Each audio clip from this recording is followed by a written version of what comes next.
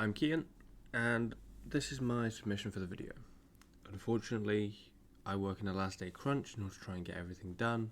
It's more optimized for me, and it's weird, I know, but it works. Unless something like this happens. UEFN and Fortnite servers are down today, which means I can't actually get to my work in order to record it and upload it, which granted I should have done sooner, but as I said, it's just how I work. So, this is my attempt to try and get some recovery. I have made a Fortnite equivalent of my level in Unreal 5. It's a very simplified version, but it gets the point across of what it is I'm trying to do. So I can talk you through it and see what you think. This is the starting location. The player will spawn on this little disc, and this is their starting box.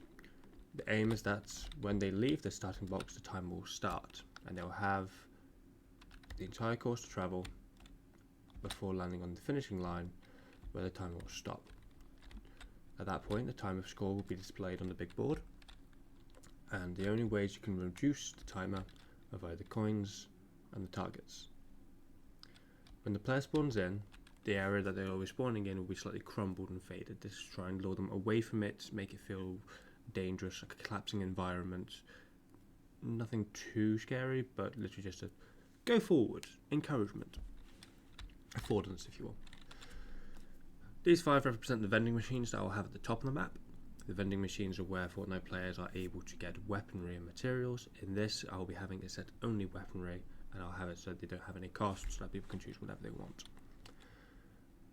Pistols, submachine guns, shotguns, assault rifles, and special. But the only special I'm going to include is miniguns, because I think that will provide an interesting option on a track like this.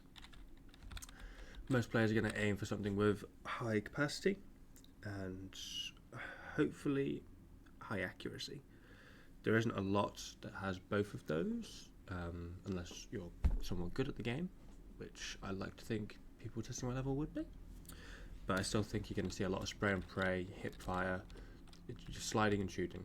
It's all about speed, less about accuracy. But if you can do both, you get a good time. I'm aiming to have some trees at the start to try and help lure the players out. Maybe, I don't know, frame some routes that you're supposed to go down. Isn't brilliantly represented here, but as I said, just a quick throw together so I'm not looking like an idiot. Rocks along the back side, I want it all over both sides. I want it to feel natural, a bit more iterations than just a quick copying up line. So, the aim is that the track will take 30 seconds to complete. A coin collected will reduce 0.1 of a second, and a target shot will reduce 0.25. Getting to the bottom as quickly as possible is the aim. Display the score, try and beat your own score the next attempt. Quite simple. The only things that I was worried about going into this was the actual making of the score system. I didn't know how I was going to be able to afford having 2 multipliers on a fixed time length, if that makes sense. It's not a fixed time length. How did I explain it before?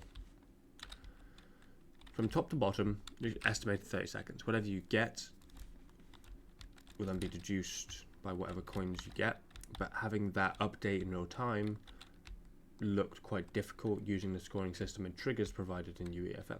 There we go. Other than that, that's about it. The ramps. Alternative routes will be in the game. That was something I was very keen on. I wanted the player to be able to slide as far as they wanted and go on either top, lower, or normal track. Having a top track and the lower track would mean that they have a different routes that could potentially change up their momentum. Sliding on the base plate, when you jump and try to continue moving, you won't gain momentum because of how the angle is. It's still quite low. However, with something on the exit side of one of these ramps, the angle is steep enough where if you jump down onto it, you gain momentum, which could be an interesting tactic for the player to try and utilize. I'd say that's about it with the complexity of my level.